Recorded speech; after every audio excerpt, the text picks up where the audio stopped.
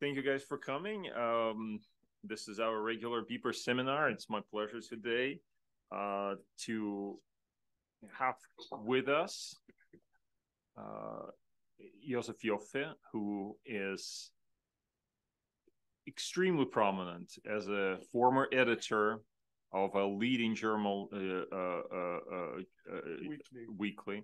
And also somebody who has connections to SAIS, having, I think, studied here at some point, not here, not in Washington, got an MA in SAIS, but also has connections to multiple other leading American institutions, including, for example, Stanford University. And I believe I've looked this up. You were one of the founding editors as well of the American Interest, together with Frank Fukuyama. So obviously a great career, and more recently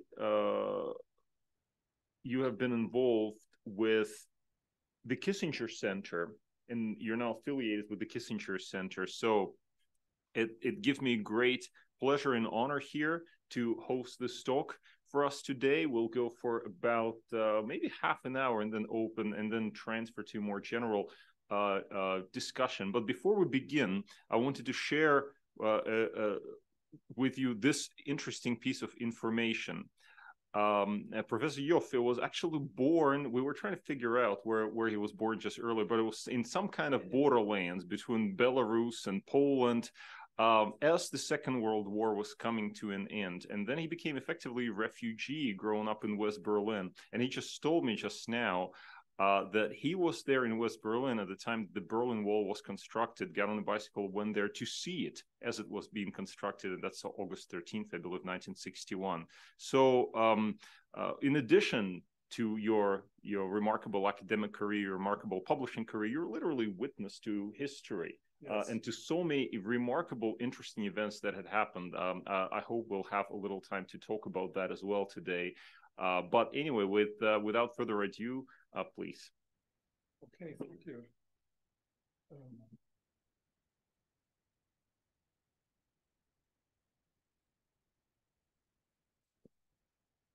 Okay, I know what you really want to talk about today is the war in the Middle East.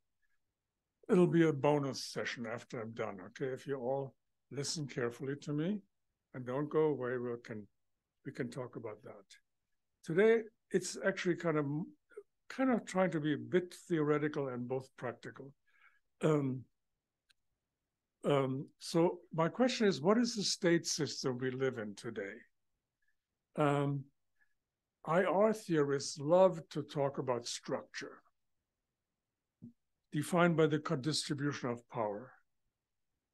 This is not just an academic term, because structure determines A, behavior, and B, outcomes in international affairs, like order and disorder, peace and war. So what is structure? Assume you were a lot older. Assume you had been students at SAIS DC in 1947 when SAIS DC was founded. At that point, you could look back for 500 years at the modern state system when the world was multipolar, usually about 5 great powers vying for influence, power, and gain. And so that was the so-called multipolar world. You've heard about that. And back at 40C, you could hardly see yet the contours, the birth of a new system that is bipolarity. When 2 giants came to rule the roost for the first time in the history of the state system. Never been there, never just 2, always 5 or so. Now, and we know with the US and the Soviet Union ruling the roost and dwarfing everybody else. Now you fast forward to 1991, and suddenly the Soviet Union was no more. Leaving behind 15 autonomous republics. And the result was an intermezzo, short intermezzo, of unipolarity, with only one power at the top, of course, the United States. The US is number one, which suddenly unrestrained began to throw its weight around, went to war in Afghanistan, Kuwait, and Iraq. And that interlude ended in 2008. Why 2008?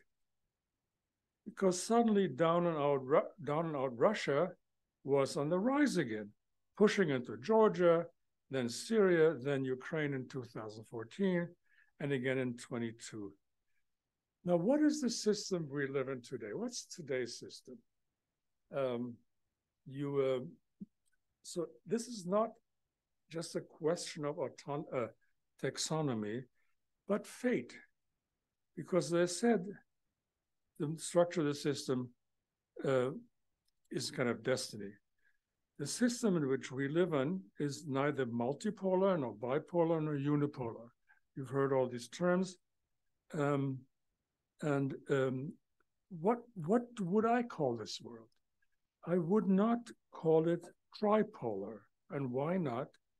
Because, America, China, and Russia are not co-equals. That's one of my main points. So I call this a 2.5 power world. Because Moscow doesn't quite play in the same league as Washington and Beijing. So why is Russia good only for 1/2? Sounds silly, doesn't it? I mean, Russia is a country that stretches across 10 time zones. It fields an overkill arsenal of 6,000 nuclear weapons. But here's my first point. Such riches don't get you into the Premier League. And I'll explain in a moment why. Because vast size and nuclear weapons are good for deterrence only. You can't, why not? Because we can't defeat a behemoth like Russia that ranges from the Baltic to the Pacific. Napoleon tried, Hitler tried, they failed. They could not go up against this vast expanse that was the Soviet Union. And especially, and today, what is Russia's main strength, what I call, is it can incinerate anybody in a matter of hours. So that's so much for space and nuclear weapons. But here's my next point. You can't just count square miles and nukes because these are not usable power. They are like a fortune in the bank, big fortune in the bank. That doesn't buy you anything except existential deterrence. There's no way in which you can defeat, in any meaningful sense, Russia. So this is money in the bank that doesn't buy anything. So what other assets matter? Well, one is conventional power, obviously, which is usable power. But then look around how badly Putin land has done on the Ukrainian battlefield. Shockingly bad. Against a nation with 1/4 of Russia's population. So globally, usable power entails what I would argue only the United States can do: to intervene in mass anywhere in the globe. And the timely example right now, we'll obviously get to the Middle East later on. A timely example right now is the 2 carrier groups that Joe Biden has dispatched to the Eastern Mediterranean, something which Russia cannot do and China cannot do, but Russia for sure cannot do. So what's the next problem for Russia? Well, it doesn't have a world-class economy. Its GDP doesn't even show up in the top 10. It's on a par with Italy.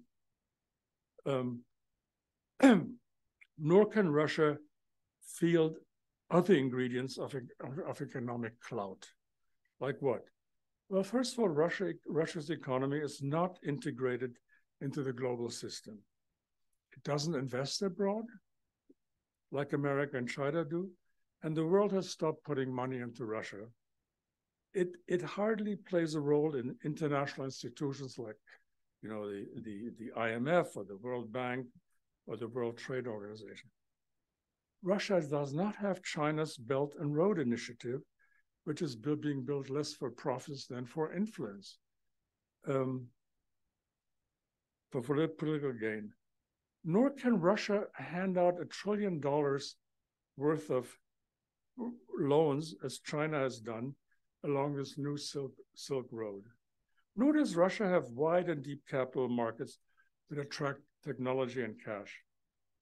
I'm going to exaggerate a little bit, and I hope there are no Russians in the audience if I say that at heart, Russia is an underdeveloped country with nuclear weapons.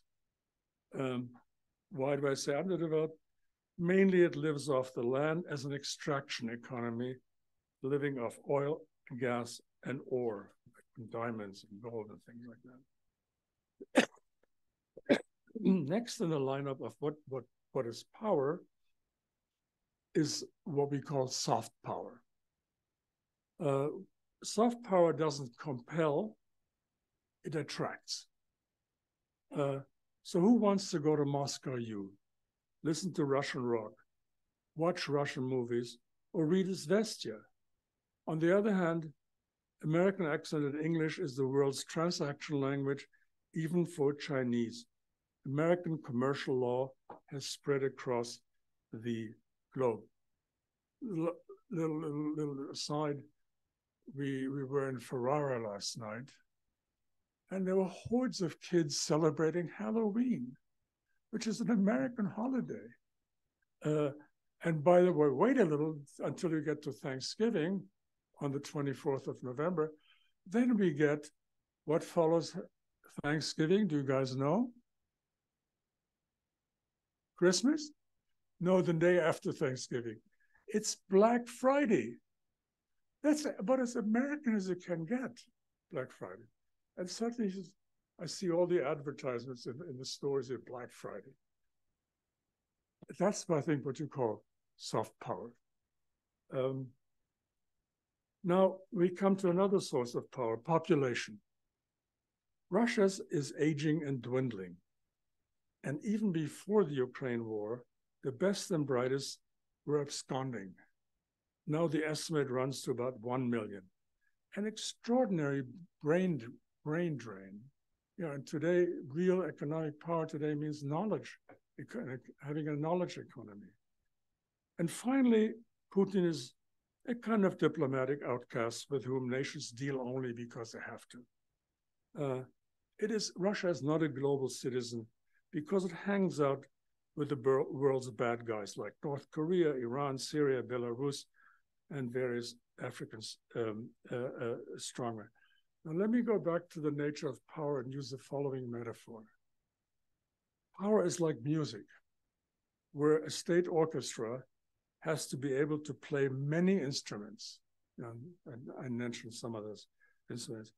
And so Russia cannot bring to the concert hall all those instruments the United States and China have in spades. And that's why I'm arguing Russia is only half a power, half a superpower. Now, what are the implications for state behavior in this 2+1 world? Let's go back to bipolarity, you know, also known as Cold War. Its hallmark was unprecedented stability.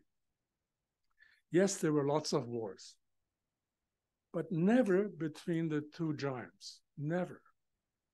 Not at all like in the 500 years past. General war was out and proxy war was in. So if you go back, Korea, Vietnam, Afghanistan, both sides kind of lined up on different sides, but never, ever confronted each other directly. So here's my point. I want to make 3 points. There are 3 ironclad rules that underpin this ability of bygone bipolarity, also known as Cold War. 1, what's mine is mine, and what's yours is yours.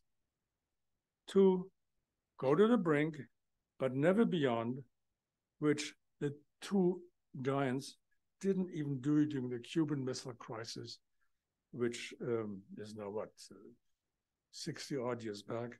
And it was really looked very seriously. Just like, oh, when I grew up in Berlin, when the wall was built in 61, so I got on my bicycle and went to the border of the three East and West, and then there was these American tanks and those Russian tanks facing each other, about 100 meters maybe. Not a single shot was fired. That tells you how stable the bipolar world was. And the third point is compete and confront, but don't do World War III. Why not? In the age of nuclear overkill, deadly certainty rules. If you shoot first, you die next. And there was a famous example of two scorpions in a bottle. Have you heard about that?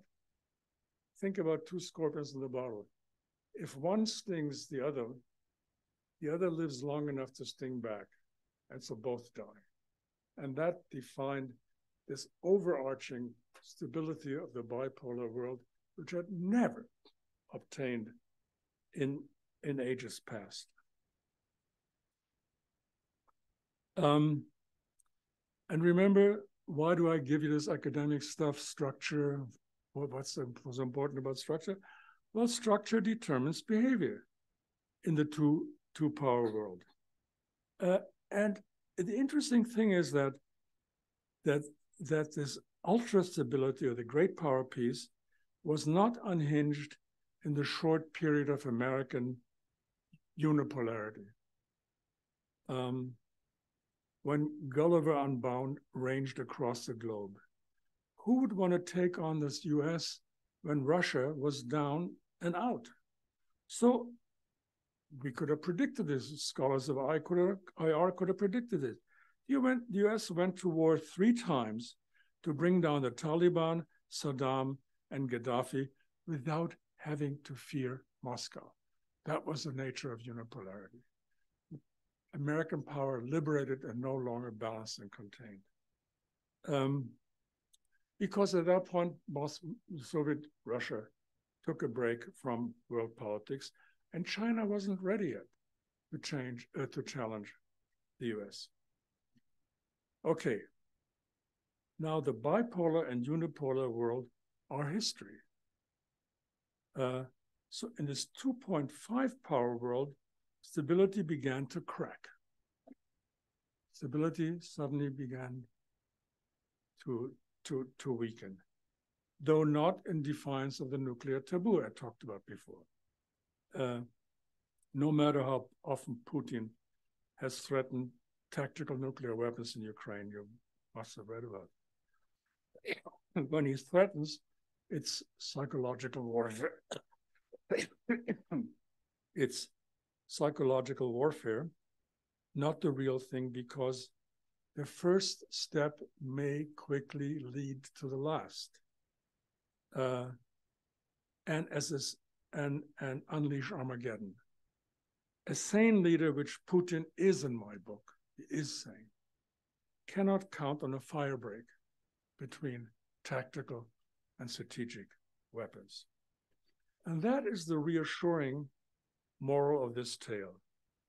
Now, to the darker point, which is obvious to all of us, risk-taking is rising this side of the nuclear threshold. Now, the most serious breach of the kind of post-bipolar protocol is Putin's war of conquest against Ukraine, reflecting his ambition to restore the old empire. And I will argue in his favor, as a cold-eyed realist, can't blame him, because he had watched rampant disarmament in the West since the mid-90s. My favorite example being mighty Germany, whose tank force went down from 3,000 to 360. That's a very nice example of rampant disarmament in the West since the mid-90s. Now, when Putin subdued Georgia in 2008 and grabbed chunks of Ukraine in 2014, The price that the West exacted was like a slap on the wrist, not more. I think the West essentially accepted Europe's redrawn map. And the moral of this tale is, in life, real life, as in international politics, opportunity makes for a thief. And then now worse, there's worse. The assault on Kiev marked the end of the 77 years old great power peace in Europe. The last big war in Europe ended in 1945, and there was this marvelous, wondrous long-term peace, as again, the longest in history. Now, this is how, as a result, this is how Putin revived the American alliances. The West is determined to restore the balance of power with billions in cash and hardware to Ukraine. Now, obviously, moral revulsion plays an important role here. I mean, it's a war of aggression, a war of conquest. But in the affairs of nations, moral obligation is never enough. It requires something bigger, sturdier, namely strategic interests. And I think the strategic interests are pretty clear. If Kyiv doesn't repel the invader, he'll want more.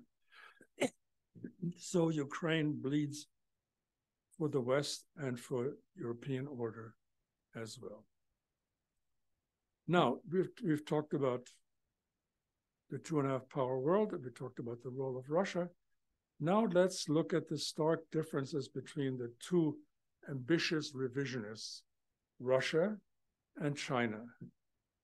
Now, because Russia lacks all the other chips that I tried to mention before, and all these assets, Russia relies on brute force. Now, Xi Jinping plays a far more subtle game, far more subtle. His game is to dismantle the American-led liberal order, but he is not using, sending his tanks into the battle as Putin is. It's the ancient Chinese game of Go and not chess. You guys know how Go works? Chinese friends here? Okay, I don't know how to play Go, but I can tell you this. On the chessboard, you want to topple the king after you decimate all his lesser minions. Go is a lot more subtle. In Go, you encircle and block your rival until he can no longer move and has to give up. So what is the grand strategy of Beijing? Well, Xi is building a vast blue water navy and artificial islands to stymie America in the Pacific. He seeks to intimidate its traditional allies, South Korea, Japan, Australia. He's buying up European ports he's buying up European ports to push his ghost stones from the Mediterranean to the North Sea. She is dispensing tons of cash to buy American strongmen. He's building competitive international economic institutions. So there's a vast network of Confucius institutes, 530 around the world, to spread, Chinese soft power cultural influence. She is trying to mediate between Kiev and the Kremlin, as well as between Riyadh and Tehran, and now is trying something between Israel and the Arabs. For a simple reason that if you succeed, you can cash in on the broker's fee and demote the United States. Now, to me, the Chinese grand strategy is obviously it's very, very different from the way Russia operates. So on the one hand, it's a sword, have a bigger sword of hard power in the back. and the outstretched hand of the broker and banker up front. The thrust is obvious. It's to disrupt America's alliances and to corral the global South. Never mind how distasteful some of their leaders may be. So she is laboring hard to gather clients to expel the US from the penthouse of global power, and he's banking on Putin to help him dislodge the United States. In general, you might talk about an axis of authoritarians to weaken the West. Let me sum up or repeat myself. Xi's game is a lot more intelligent than Putin's, who obeys the old Bolshevik motto of Kto kogo. How do you say Kto kogo in Russian? Kto kogo? Kto kogo. Who whom? Who crushes whom? Why go to war if you can advance without it? Very effective, very economical, and not as stupid, I might say, as Russia's. Now go back to the my structural terms. For the first time since World War II, the United States as a status quo power is now up against two expansionist global rivals, China and Russia, plus Iran as a kind of regional heavy, from the Gulf to the Mediterranean. And they're all out to expel the United States from the Middle East and to demote Israel as America's most reliable ally. Now we're going to get what I was trying to avoid, but I have to say a few things about Hamas. So here's a parenthesis to explain the war unleashed in October.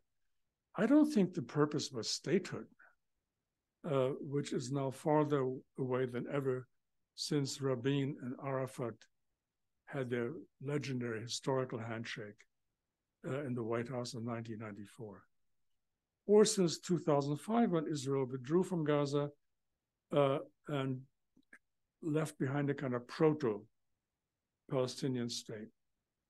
The purpose of the assault in my book, and we can argue about this, was not irrational, but cynical. The idea was to provoke Israel with civilian massacres and invite massive retaliation, which is happening as we talk here. And that, I presume, was to unleash catalytic war meaning a war that's initiated by one party to draw in the bigger ones, in this case, Hezbollah and Iran, and politically to unravel Israel's peace agreements with a slew of Arab states and the nation and the impending deal with Saudi Arabia. They were getting very close to striking a deal. Now to the big question. Back to the big question. How to maintain the liberal international order, which gifted the world with great power, peace, and rising prosperity, even the former third world? My answer is that the democratic segment, far richer, by the way, than China and Russia together, should copycat Beijing, should pursue a Beijing-like strategy. As I said over and over again, war with Russia and China is a no-no for the reasons I outlined. But the stakes are sky high because those two revisionists, along with Iran, are out to deconstruct the liberal international order.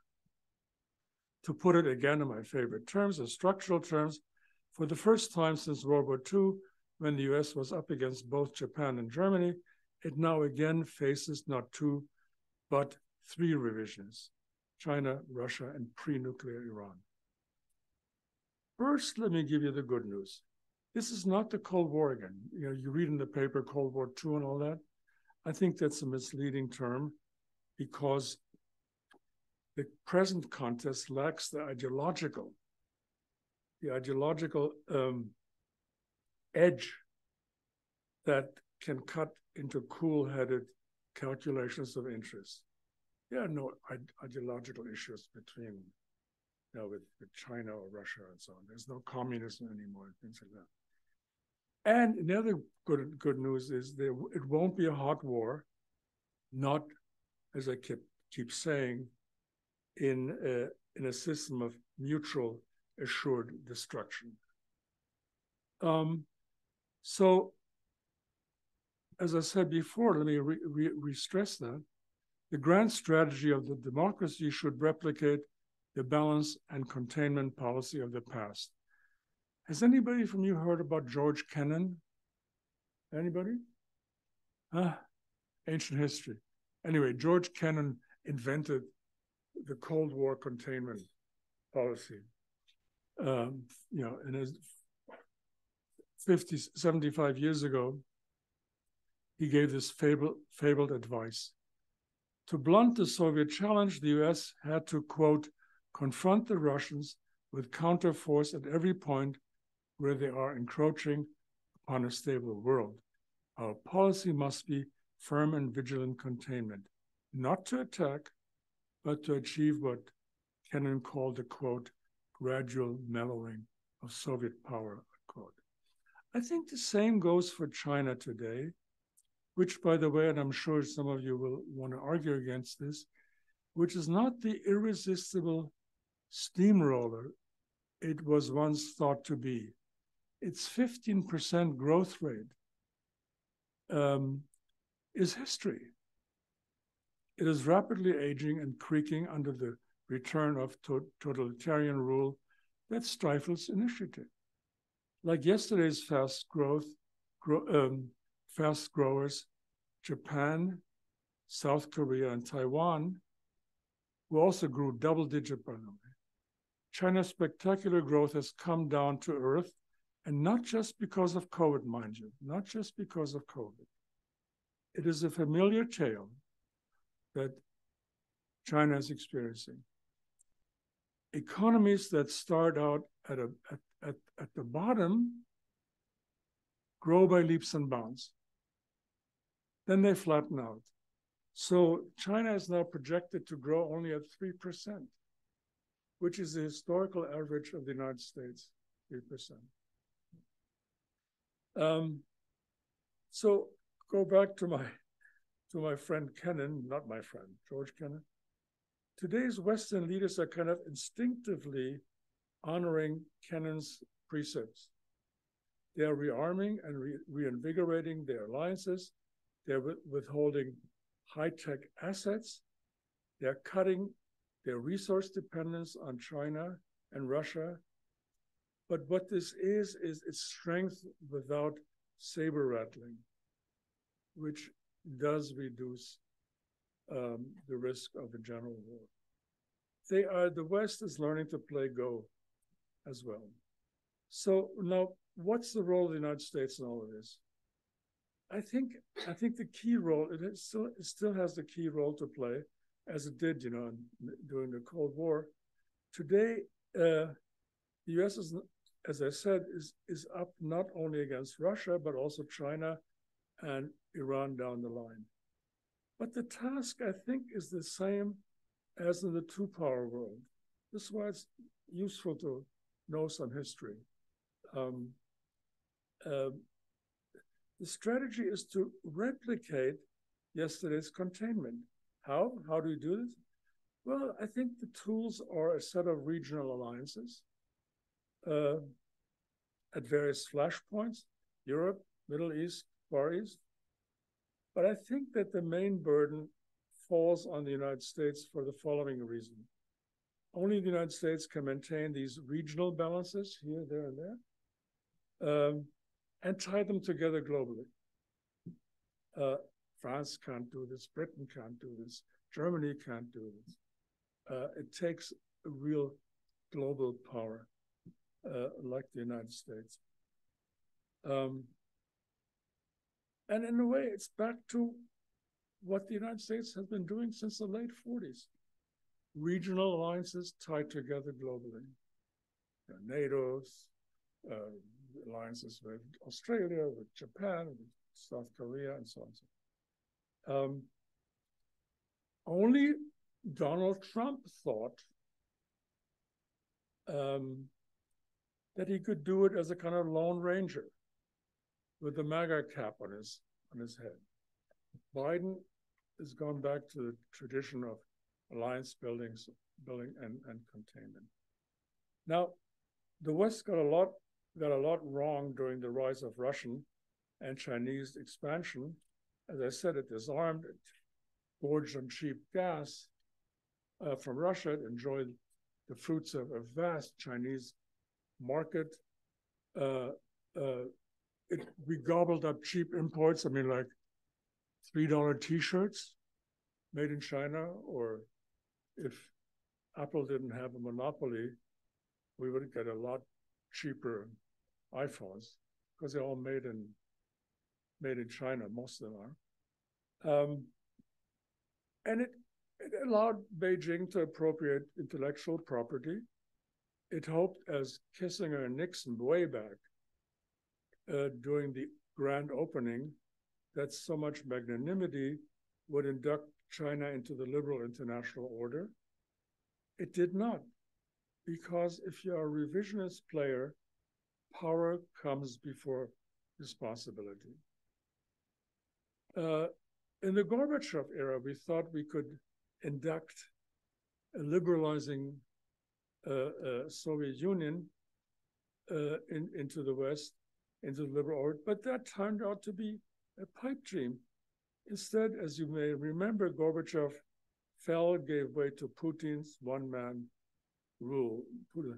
Deng Xiaoping was followed by Xi Jinping. Russia and China are now straining to harness anti-Western coalitions. And I think, we can just debate this, and I think nothing in Russian or Chinese history has ever shown a liberal tradition of any length of time.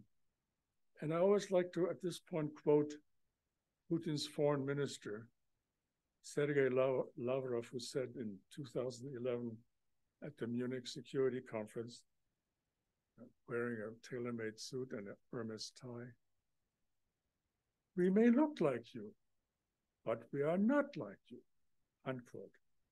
So the oldest rule of statecraft has kicked in again. Power has to counter power, patiently and adroitly, but always, always keeping the door open for the common interest. For history shows that expansionists will read friendly signals as a green light. And so the basic rule of international politics has to be reciprocity. I'll do for you if you do for me. And then we can play a win-win game. So on that note, I will pass on the microphone to Sergei.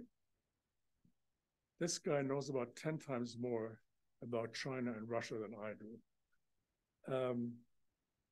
So let's let a lively debate begin, but please honor the Henry Kissinger proviso. What's the Henry Kissinger proviso? He once asked me to give a little dinner speech at his house. And I said, yes, pleasure, my pleasure, Henry. What do you want me to talk about? He says, anything you want to, provided you don't criticize me too much. So he smirked. So follow the master. Don't criticize me too much. And thank you for listening. Thank you. Thank you, Joe. You're exactly on time. You're amazingly punctual. That's what Germans are supposed to do. It was a great tour de horizon that has taken us from the Second World War to the Cold War to the present, from international relations theory to the reality of. Thank you. You understood exactly what I was trying to do. Exactly. So I will not summarize it, but I will raise a few questions. I think, broadly speaking, I agree with you. I agree with your main argument, and that is that Russia is certainly not a superpower in any sense. Indeed, I would argue, I would even go beyond what you have just said, and I would say even that during the Cold War, during system of bipolarity. It was not really true bipolarity insofar as the United States was much stronger throughout. Economically, it was no match for the Soviets were no match. I have to write this down. Like, don't. I think it aligns with your point of view very, very closely anyway. So it's not, do not count this as criticism or contradiction. No, I'm just writing it down.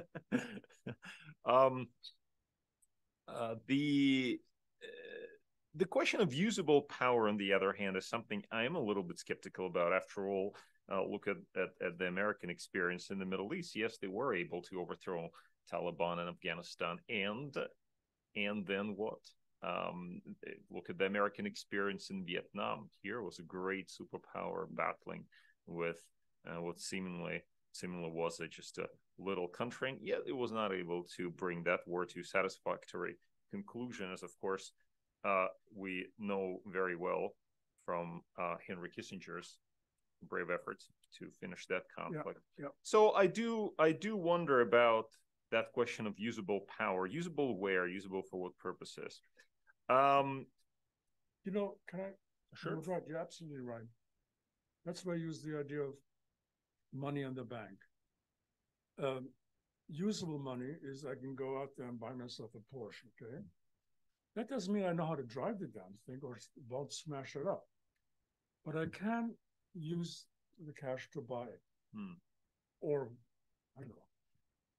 But this, of course, is what was, this was the Soviet claim to superpower status. They had the money in the bank, i.e. they had the ability to destroy the world many times over, as Leonid Ilyich Brezhnev was so keen to point out every time, as did Khrushchev as well in his time, saying, we can destroy the United States any moment. That is what makes us a superpower. But that's not usable.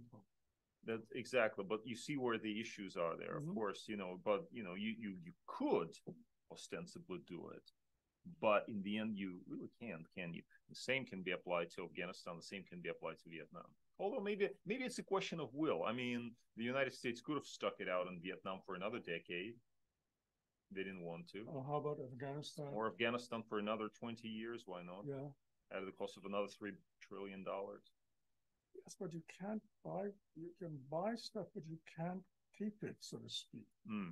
Well, I agree with you. So that's just a small comment, a more philosophical comment, and this is where I really like your analogy, where you talked about the United States being able to bring so much more to the table in the war, to the I would say to the orchestra, because it has all these different instruments. It has economic power, it has technological power, it has military power, it has soft power. Although I am the first to defend Russian rock music, I think it's very good. I think it's very good. I think it's underrated. Heavily underrated. And I should say Italy has great soft power over the United States, because everybody in the United States eats pizza, so we can talk about Italy is a great but it doesn't have a full range of instruments. You raise an interesting point, which goes, your pizza thing holds for many things. Just because everybody is celebrating Halloween, does that give the U.S. power? That's an interesting question. Well, that's the point you're making, aren't you? Well, it is not. No, I'm not actually making. What the point that I'm making is that indeed I agree with you that the United States has a range of instruments, including soft power, which we have known from Joseph Nye, is very effective in a variety of ways. Russia doesn't. Russia's only instrument, if we're talking about an orchestra, is a drum. It can beat the drum. It can beat the drum. And this is what they're trying to do now. They're trying to beat the drum, and they're saying, here, follow us. And that can actually be effective to a certain extent. They're able to sell this narrative to much of the global South, because the global South feels, we're not really sure. We're not convinced that the United States is falling apart, etc. We're also not convinced that Russia is entirely wrong. Therefore, we'll wait it out, and maybe we'll see where the wind is blowing. To me, Russia today is in a position where China was in the 1950s. China at that time was very weak, very backward.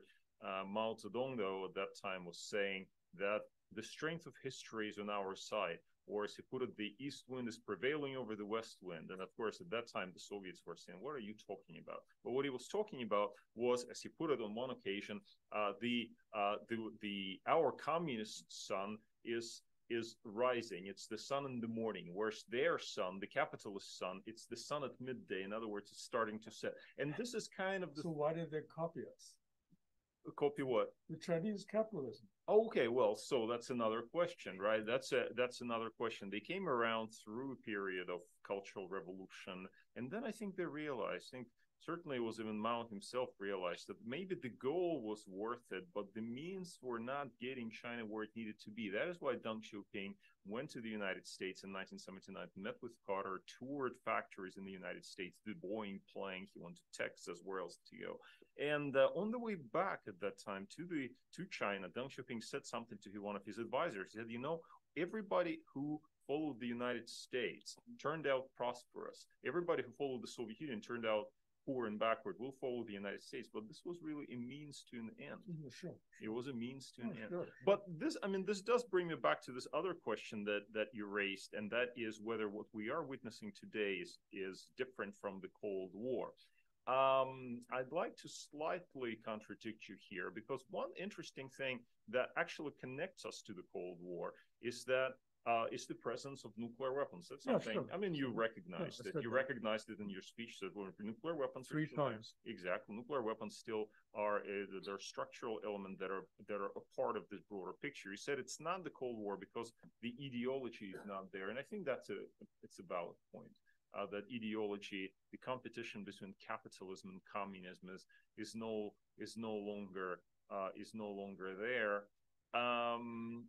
To what extent was ideology important to, let's say, I'll give you an example.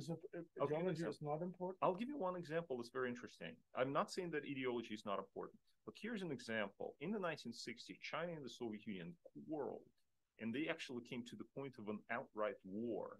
Effectively, they were fighting a war over their disputed border in 1969. But they were both communist countries.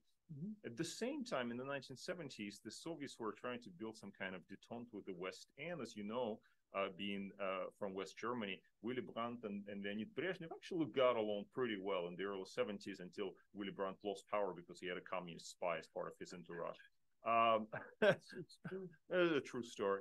But anyway, so you know, to me at least, as a historian, but I represent a small minority of historian. I represent a small minority of historians. But when I look at Soviet ambitions in the Cold War, to me, what matters there is not so much that they cared about ideology necessarily. Ideology was a way of rationalizing what they were trying to accomplish. What they were trying to accomplish, and they wanted to change their position in the hierarchy, in the pecking order of the world. They understood that America was at the top. They wanted to put the Soviet Union somewhere there. And that basic thing did not change. So we're still in a trying. Nations want to maximize power. Nations, it's a very realist idea.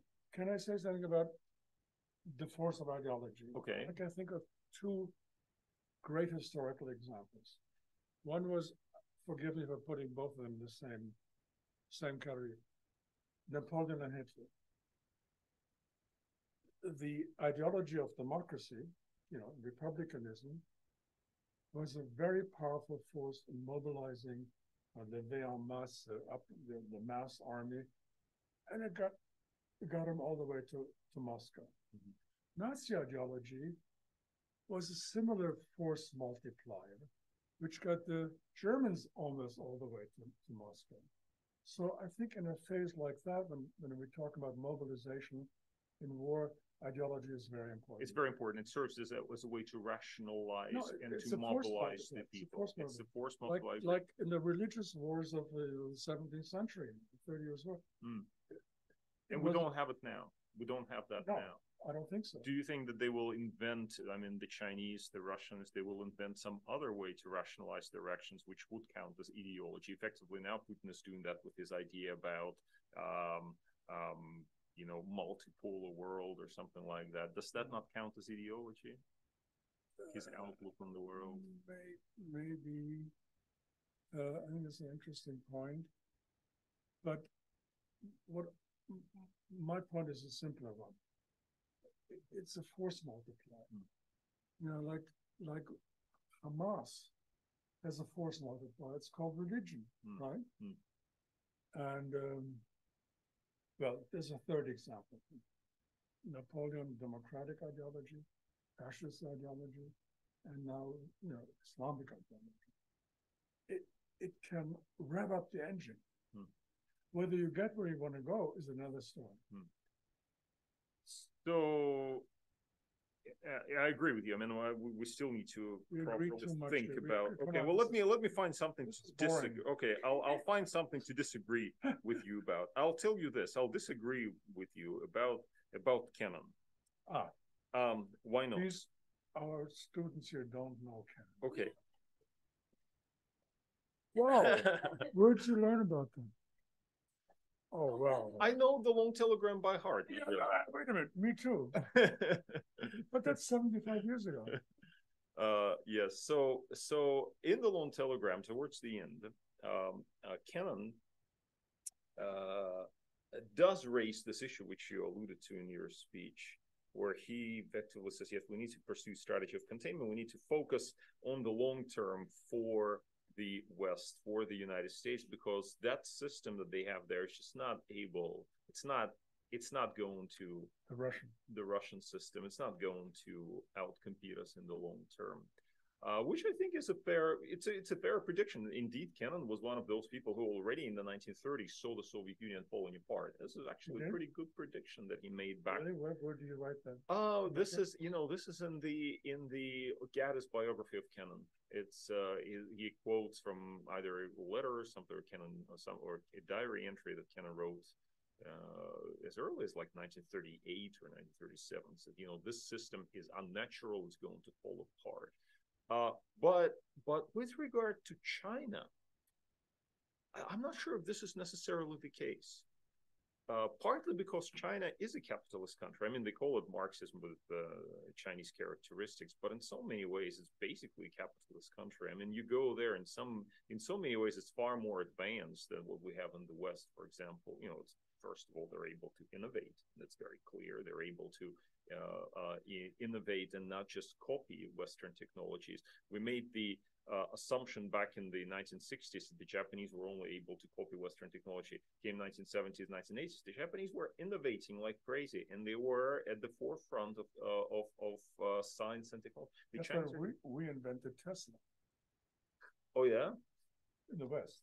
Oh, well, the Japanese, I'm sure Japanese invented many interesting things as well. We're not going to go into that competition. Well, laptops. I'm not sure that's actually Lenovo, which is that's now a Chinese company. That's right. Let's start with the questions. Let's start with the questions. Well, let's shift to the questions. That's right. Would you? I got to take down names, depending on, so I know what. Hi, thank you so much for your talk. What's your Maeve? Maze? Yes. So I thought the case that was more so made rather than 2.5 powers was actually for challenged unipolarity, because we see a huge amount of, there's a litany of reasons why Russia can't be a full superpower. Then Radchenko doubled down and said it's not even necessarily half a superpower. And then China, the main case that I heard being made was that it actually doesn't have usable power to the ability to intervene anywhere on the globe. But then you also said that they're building it up, but meanwhile their economy is going to be, so maybe by the time they're building that up, is their economy going to be tanking? So I think that, I guess I'm curious, what is it that puts Russia and China on the map? Is it the fact that they're ambitious revisionists? Yeah. Is that what makes them powerful? And if that is the case, can we use other terms where perhaps we're expanding and it's not just, if we're saying Russia's a half power, then why can't we say Europe, due to its combined economic strength, is also a half power, half superpower? Can we expand? Well, so that's my question is, does the 2.5 actually limit the scope of what we should be looking at? Because so should we do 2 plus 1 plus 1? No, 2 plus half plus half? What makes Russia worth looking at rather than looking at other potential poles. And if it is that it's an ambitious revisionist, then does any bad actor in the world get to play 2+3? Is that what makes it relevant? And then finally, quickly, the idea of ideology. I heard on the one hand that China is out to destroy the liberal world order. And to me, liberalism is an ideology and it's a set of values. So if we're framing it in the way of undermining the liberal world order, isn't that inherently, can't that inherently be analyzed through the lens of ideology? We have Francesca here with that two-finger intervention on that. Thank you so much, Francisco. I want to agree with our colleague here on the mischaracterization of the world as a 2.5. I think we are talking about one global hegemon, the United States, and as our colleague here was saying, challenged unipolarity, but it is a global hegemon, and you said it very well, Joseph, and very clearly.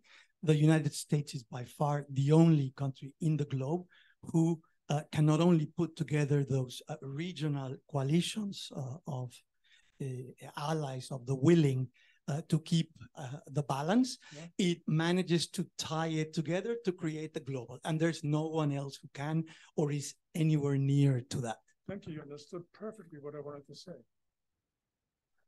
No, but I mean, why contradict me? A global hegemon, not 2.5. It's a global hegemon system.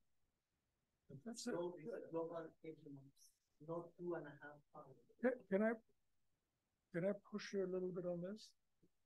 So, yes, there are these three huge powers. What makes the United States a global hegemon?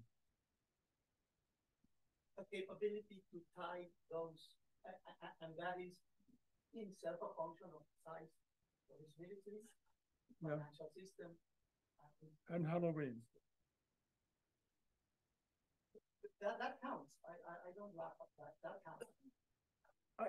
I think. But it's I accept your tying those. I accept your point. I mean, I talked about state orchestra has to play every instrument. Kettle drums, violin, cello, piano, blah, blah. On that level, the United States is unique. I'm not sure the Chinese can generate soft power in the sense of attraction. Normal hard power repels, soft power attracts. As I said, kind of facetiously, we would rather go to Johns Hopkins or Harvard than to Beijing U. We would go to Beijing U to study Chinese history and Chinese language, but it's not in the same league as Cambridge, Oxford, blah, blah, blah. So on this question, I mean, we do have rankings of universities. Some Chinese universities like Tsinghua and Beida are very much at the top. I would say they're in their research power. They're in the top 10 in the world. No. I mean, my source is a Chinese source, Shanghai ranking, and the latest Shanghai ranking, out of the top 20, I think 16 are American. No, there's no doubt. America has a huge educational power. But when we talk about countries in Africa, for example, some Central Asia. Recently, we had the summit, China plus Central Asian plus 5 Central Asian countries. They all went to Xi'an. There are more and more Chinese students who are going. Central Asian students who are going there, etc. So China is trying to play that. Yeah. And it seems that they are actually successful. Certainly in parts of Southeast Asia, parts of Africa, part of Central Asia.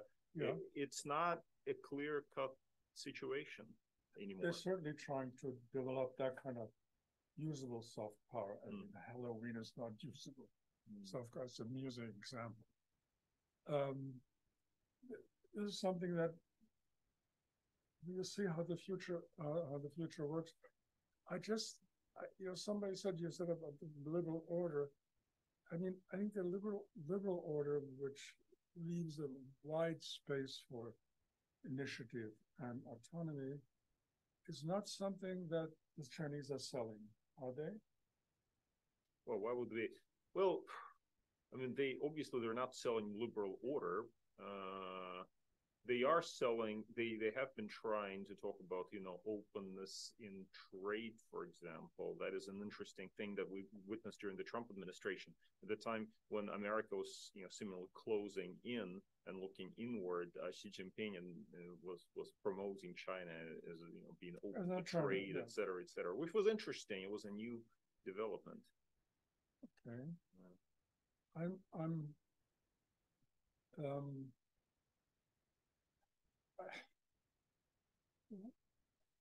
Would we rather live in China or in Bologna?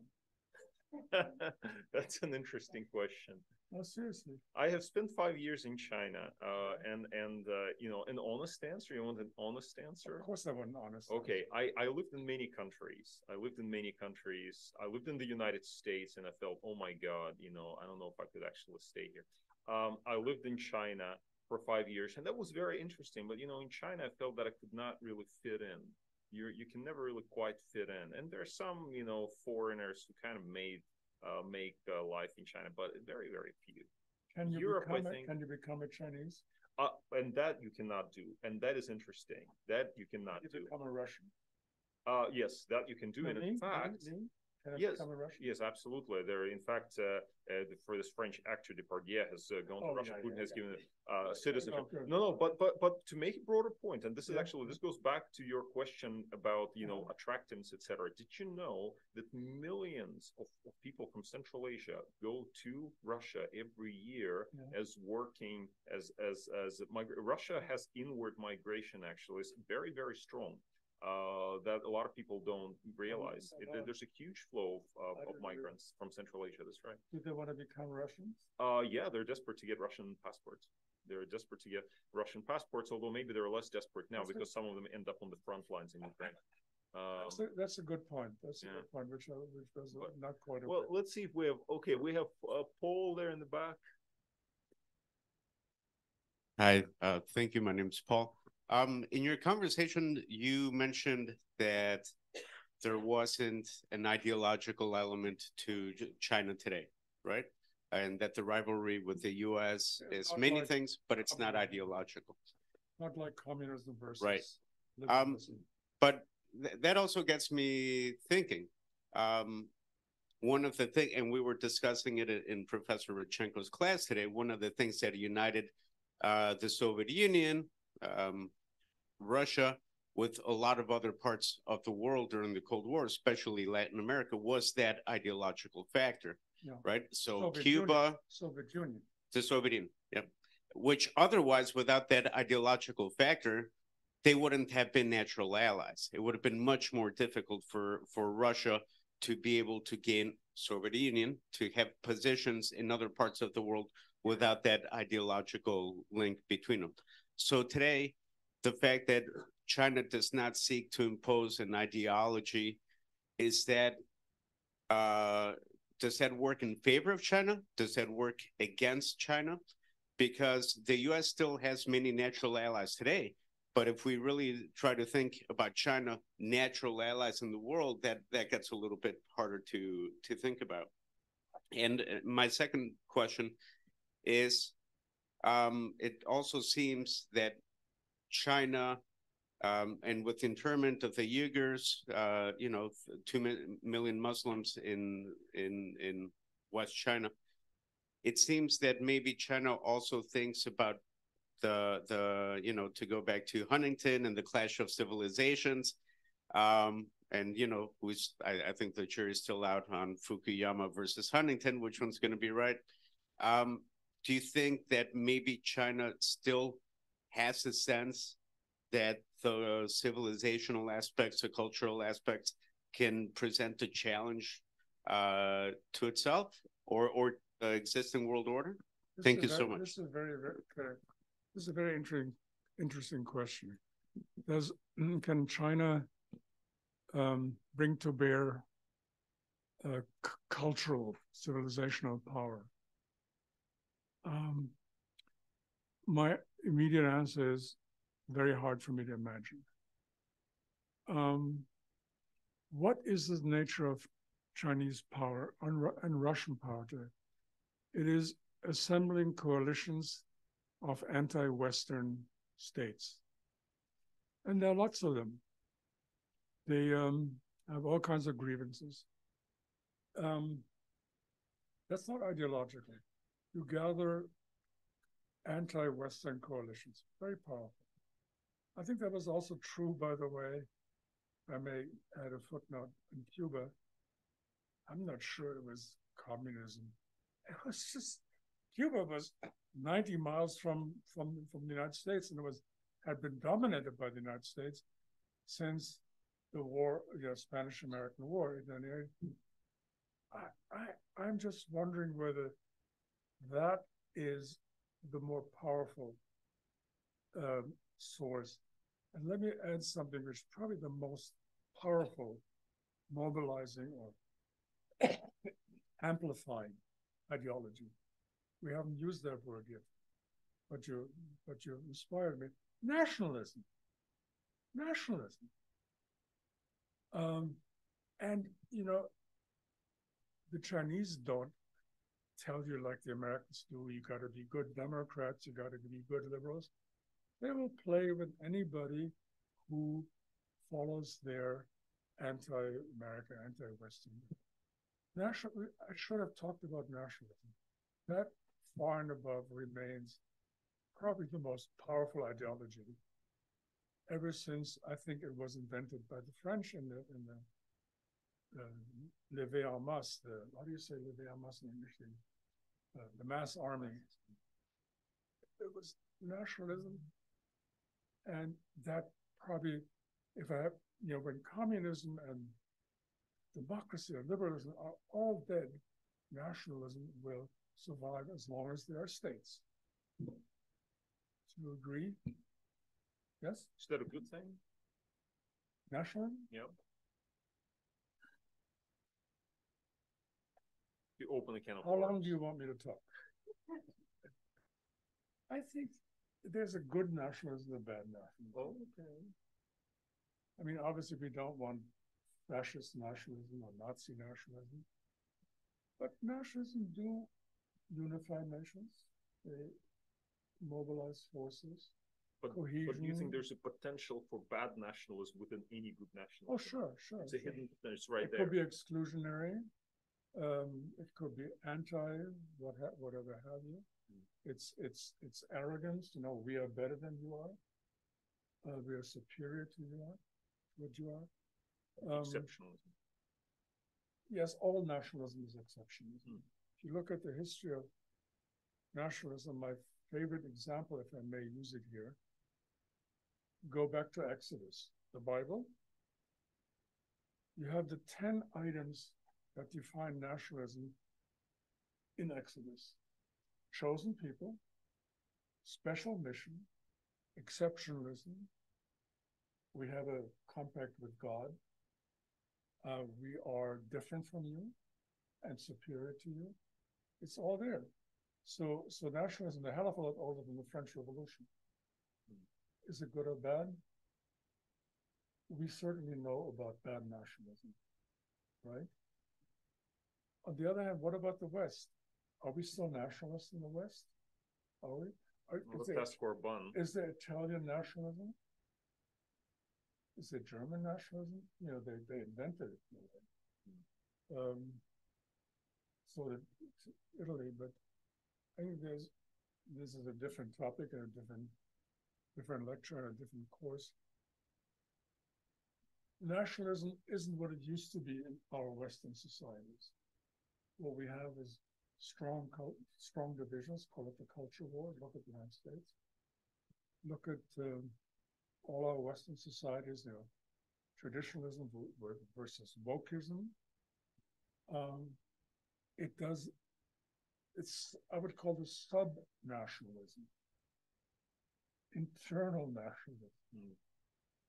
Not great. Anyway, but We'll do this next year. Yeah, I mean, I absolutely, nationalism is something I can go into for a long time. It's a minefield. Next we can do semester. Okay? Do we have other questions from this audience? Hi, I'm Joy. I wanted to ask you a question about the decline of American power, because you've talked about the slowdown of China's growth. So I want to know, what do you think about the decline of U.S. power, like the withdrawal from Afghanistan, and their support for Israel has been widely criticized right now. So a lot of new situations have made us just question about the impact of U.S. power. Do you think that will change the dynamics and the pattern of the rivalry between China and U.S.? Thank you. I think I don't think so, but I think here's the point. The strategic advantage of China is it doesn't pay attention to the internal makeup of its potential allies. The United States go into places and they want to democratize, democracy promotion. And that has had a lot of problems, that I put it mildly. The Chinese don't have that problem. They will deal with anybody with whom they share common interests. That's a big advantage of them. Is it okay? I mean, do you agree with that? That certainly is a tactical advantage. You know, when we think about Western policy, well, we can't deal with these guys and their bad dictatorships, and we can't with these guys and they suppress their own minorities and blah, blah, blah.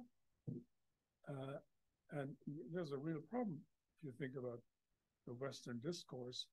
No, these are bad guys. We shouldn't deal with these people and these people. So this is where I say, this is, ideology plays in our contemporary game, plays a very weak role, I think. It's about collecting ghost stones. Never mind what color they have. Well, they're usually black and white. We have time for maybe one more question before we bring it to a close. Any other questions from the audience or online? We've got a couple of people online. I mean, you have to be able to contradict me. Come on. It's a contradiction.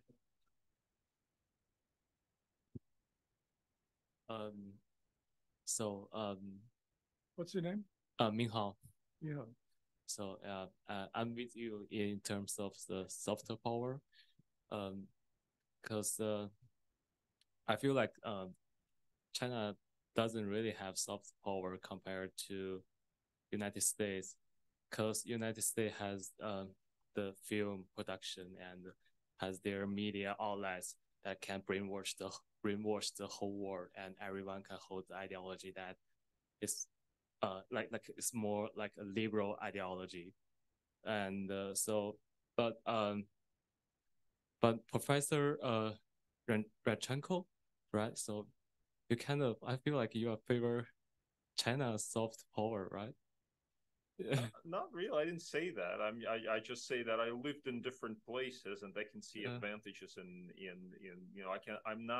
I would not say that China today is the Soviet Union of the 1980s. And the Soviet Union was a rotten society. Everything was falling apart. China today, in many spheres of life, is actually quite advanced. And I think that is what attracts a lot of people in the global South. They go to China, they see, wow, look at this train that I can take from Shanghai to, Beijing in 2 hours or whatever, 3 hours. Take that train from New York to and Washington. You cannot take this train from New York to Washington. And then, of course, we can say, well, yeah, no, this is a society that has lots of contradictions and there are lots of problems, and there was Xi Jinping, there's oppression, et cetera, et cetera.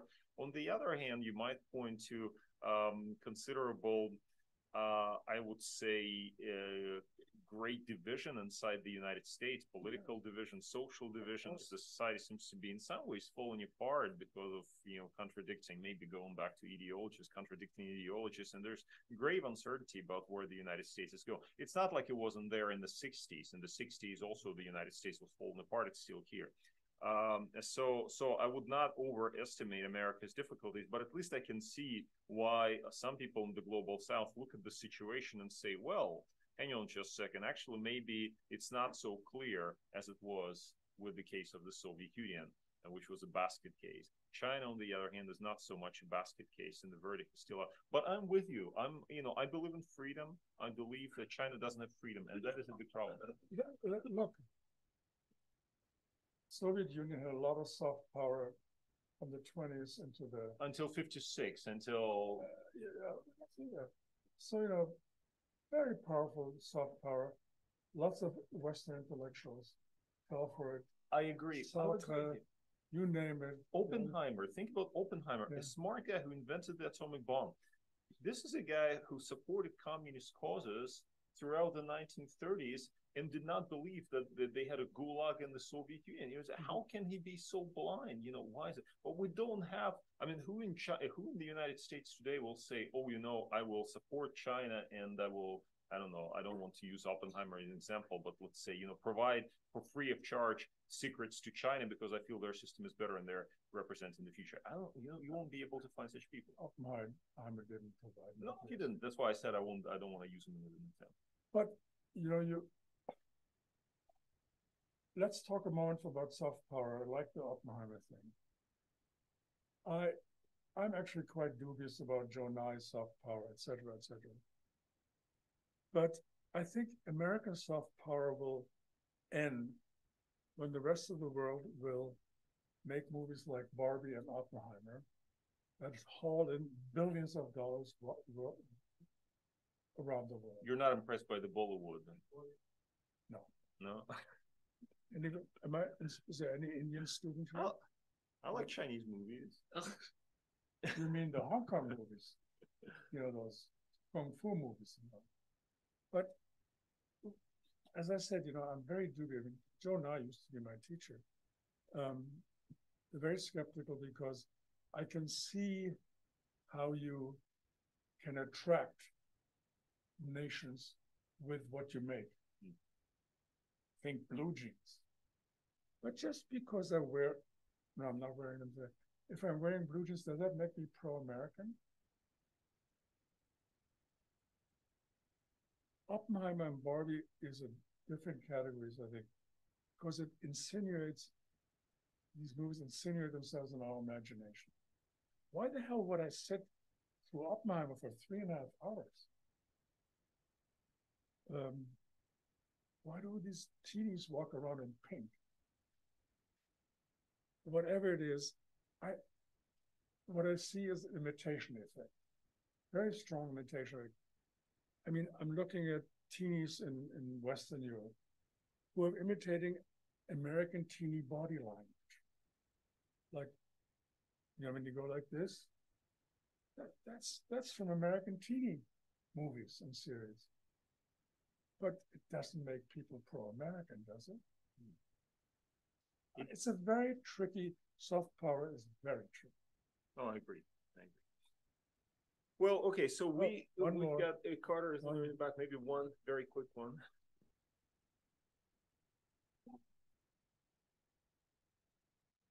Hi, I'm Carter, MAIR. But my question is kind of going back a ways to when you were talking about Russia and the invasion of Ukraine.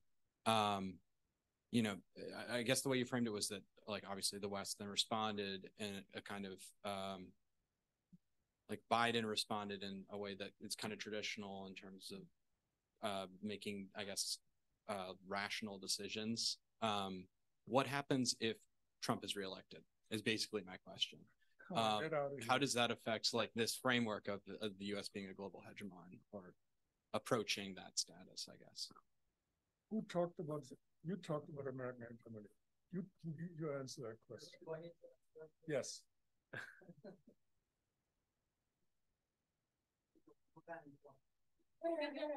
That's my answer. A pledge to God. I'm speechless with that scenario. I'm Mexican American. I'm triply aggrieved by the entire thing. So all I can is pray. Can you share something more hopeful? Well, prayer is very powerful. But in any case, share with us something wise and practical. If you don't know the answer, you can always, if I don't know the answer, I always assert the principle, okay?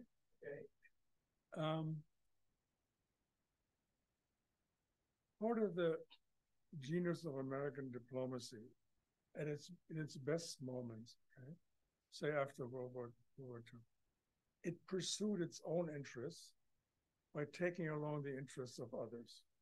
What does that mean? Okay, we want free trade. We'll support it for everybody else. We are interested in our security, our American. We build security for our allies. We have great American universities like this one. Well, come and study here. We'll even give you a scholarship. So this in my book is the best of American diplomacy. Serve my own interests, my own national interests, by serving those of others. I don't think that Trump is up to that game. It's MAGA, it's America first, it's protectionism, it is withdrawing from the world. Remember, you used to say that NATO is obsolete and all this kind of stuff. So if Trump unbound, I think will create some problems for the rest of the world. Let me put it mildly, okay? This has been one of the great features of American, of liberal nations. The Brits, they were interested because they were the leading industrial power. They were interested in free trade. Well, let's have free trade for everybody, right? They're interested in their own security. Well, we'll take care of the global balance of power, which will also serve those of others. I think somebody said liberal is an ideology, whatever you want to call it, but liberal nations behave differently from imperial nations. That's really my point. So, no, I don't. I hope. What about liberal imperial nations? Well, Britain was a liberal imperial nation, but what we called in the business, it took care of public international goods, like not only freedom of trade, but also free navigation. It was good for Britain, for sure, but it was also good for others. I don't think illiberal nations where I would count the nation of Trump, do that. So we should hope that Trump does not win. Okay, it doesn't look good. It doesn't look good. On this note, we've got also a couple of questions online. Unfortunately, I'm not able to get to them because we're out of time. But thank you very much for coming to speak to us today. And I just wanted to call on everyone to give a note of thanks to our speaker today, Joseph Yoffe. Thank you very much. The Soviets used to clap. The speakers would clap too.